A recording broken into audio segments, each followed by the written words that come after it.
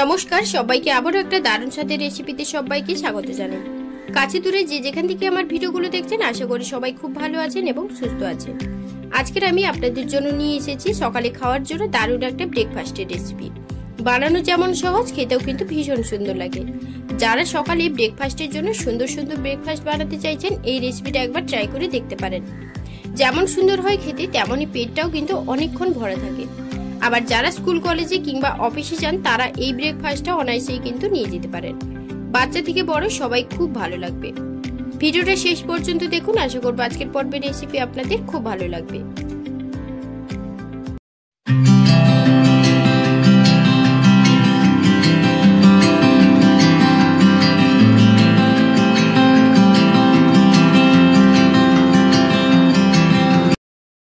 ব্রেকফাস্টটি বানাবার জন্য প্রথমে আমি একটা কড়াইতে দিয়ে দেব 2 চামচের মতো রান্নার তেল।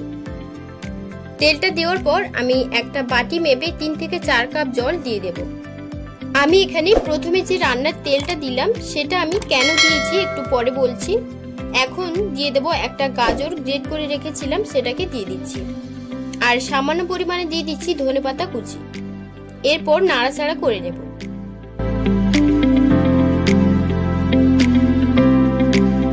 মিনিট পর জলটা যখন ফুটতে শুরু করবে তখন এখানে আমি 150 গ্রাম সুজি একটা প্যাকেট নিয়েছি। পুরো সুজিটাই এর মধ্যে দিয়ে দেব। সুজি দেওয়ার সাথে সাথে খুন্তি দিয়েও কিন্তু অনবরত নাড়তে হবে যাতে সুজিটা ডোলা পাকিয়ে না যায়। আর তেলটা যে আমি প্রথমে দিয়েছিলাম সেটা দেওয়ার একটাই কারণ, সুজিটা দেওয়ার পর সুজি যখন শক্ত হয়ে একটা ডোতে পরিণত হবে তখন কিন্তু কড়াইতে নিচে লেগে যেতে পারে। সেই জন্য কিন্তু তেলটা দেওয়া। এই স্টেপগুলো আপনারা কিন্তু ফলো করে দেখতে পারেন। তো দেখুন সুজি দেওয়ার পর কতটা ঘন হয়ে গেছে। এইভাবে একদম জলটাকে শুকিয়ে একটা ডো বানিয়ে নেব। আর এই সময় ফ্লেমটাকে কিন্তু লো টু মিডিয়ামে রেখে রান্নাটা করতে হবে। আর গাজর আর ধনেপাতা দেওয়ার কারণে দেখতেই পাচ্ছেন দেখতে কতটা সুন্দর লাগছে, আর খেতেও কিন্তু ভীষণ ভালো লাগবে। তো নেড়ে চেড়ে ডোটাকে একদম শুকনো করে নিয়েছি। আর প্রথমে তেল দেওয়ার কারণে নিচে কিন্তু লেগে যায়নি। এখন গ্যাসটা অফ করে নামিয়ে নেব। ওপর দিয়ে ঢাকা দিয়ে দিচ্ছি যাতে ওপরের অংশটা হাওয়া পেয়ে না যায়। এখন একটা প্যান বসিয়ে দিলাম, তারপর গরম হলে দিয়ে দেব রান্নার তেল। একদম কম তেলে রান্নাটা করব, তার জন্য একদম করে তেলটা কম করে দিলাম। এরপর হাফ চা চামচ গোটা জিরে দিয়ে নেড়ে চেড়ে সুন্দর একটা গন্ধ বের হলে দিয়ে দিচ্ছি একটা বড় সাইজের পেঁয়াজ কুচি। পেঁয়াজটাকে একটু ভালো করে ভেজে নেব।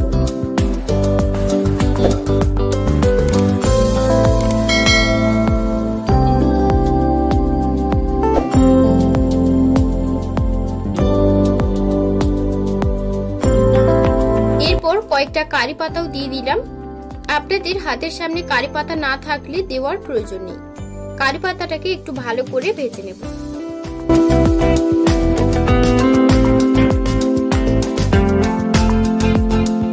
এখন 3টে সেদ্ধ করে রাখা আলু আমি আগেই সেদ্ধ করে রেখেছিলাম, হাত দিয়ে একটু ভেঙে দিয়ে দেব। আপনারা গ্রেটার দিয়ে ম্যাশ করেও দিতে পারেন।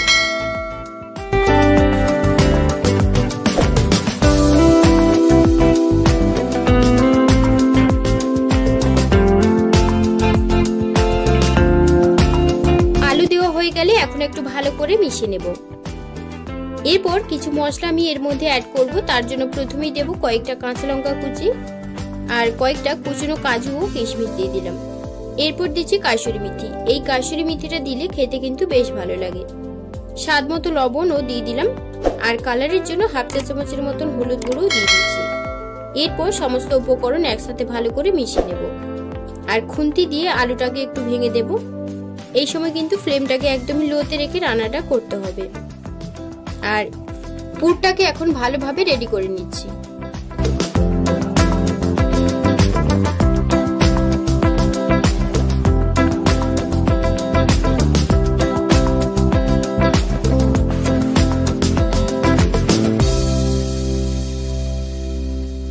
তো ফ্লেমটাকে লোতে রেখে 5 মিনিটের মতন আলুর পুরটাকে রেডি করে নিয়েছিলাম। এখন আমি নামিয়ে নেব।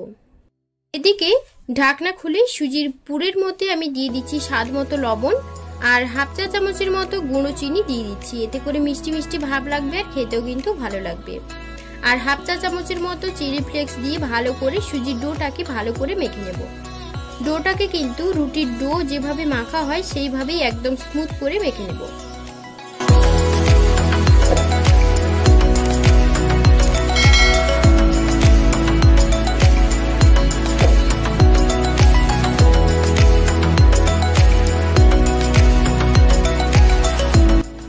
তো দেখুন একদম সুজির ডোটাকে মেখে নিয়েছি। এখন হাতে একটু তেল মেখে নিয়ে সুজির ডো থেকে একটা বড় ডো নিয়ে সুজির ডোটা এভাবে গোল শেপ করে নেব।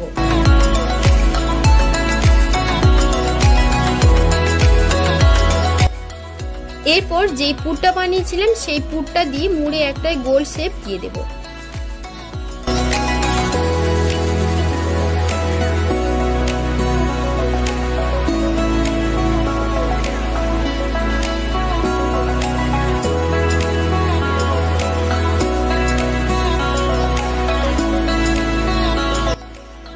এরপর দেখুন ঠিক এইভাবে আমি রেডি করে নিয়েছি। এবার হাত দিয়ে একটু প্রেস করে দিলেই একটা কিন্তু আবার রেডি হয়ে যাবে। এরপর আমি সব নাস্তাগুলোকে একইভাবে রেডি করব।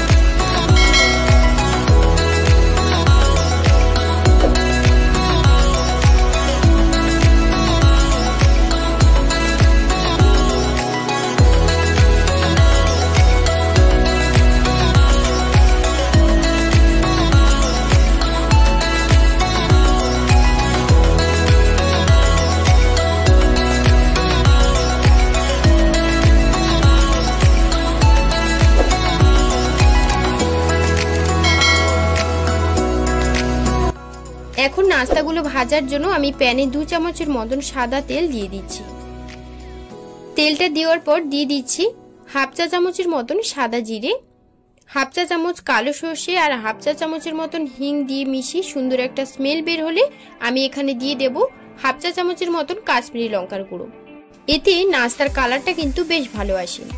তো একটু ভালো করে মিশিয়ে নিয়ে নাস্তাগুলো একে একে দিয়ে দেব। আর ফ্লেমটাকে একদম লোতে রেখে নাস্তাগুলোকে কিন্তু ভেজে নিতে হবে, না হলে কিন্তু পুড়ে যেতে পারে।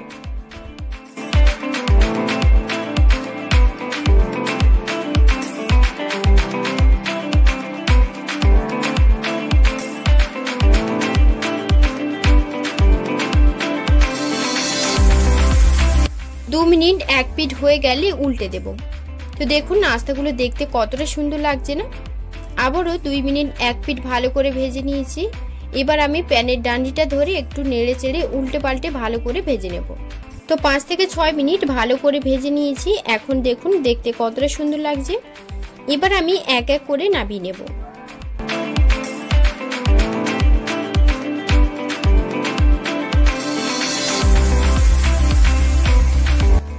একইভাবে বাদ বাকিগুলোকেও আমি সেম প্রসেসে 5 থেকে 6 মিনিট ধরে ভেজে নেব। তো দেখুন সবগুলো নাস্তা আমার ভাজা হয়ে গেছে। এবার আমি তুলে নিয়েছি। দারুণ স্বাদের এই রেসিপিটা বাড়িতে একবার বানিয়ে নেওয়ার জন্য আপনাদের কাছে অনুরোধ রইল। দেখতে যতটা সুন্দর খেতেও কিন্তু ভীষণ সুন্দর হয়। বাচ্চা থেকে বড় সবারই খুব ভালো লাগবে। একটু কেটে দেখাচ্ছি, দেখুন কতটা সুন্দর হয়েছে। আপনারা তো নানা ধরনের কিছু খাবার ব্রেকফাস্টের জন্য বাড়িতে বানিয়ে থাকেন, একবার এই পদ্ধতিতে বানিয়ে দেখুন, বারবার বানাতে মন চাইবে। আজকের রেসিপি ভালো লাগলে লাইক ও শেয়ার করে রাখবেন এবং নিত্য নতুন রেসিপিগুলো আমার সহজভাবে দেখার জন্য অবশ্যই আমার চ্যানেলটিকে সাবস্ক্রাইব করে অল অপশনে ক্লিক করে রাখবেন। তাহলে নিত্য নতুন রেসিপিগুলো আপনাদের কাছে খুব সহজেই পৌঁছে যাবে। আজকের মতো ভিডিওটা এই পর্যন্ত। আপনারা সবাই খুব ভালো থাকবেন এবং সুস্থ থাকবেন।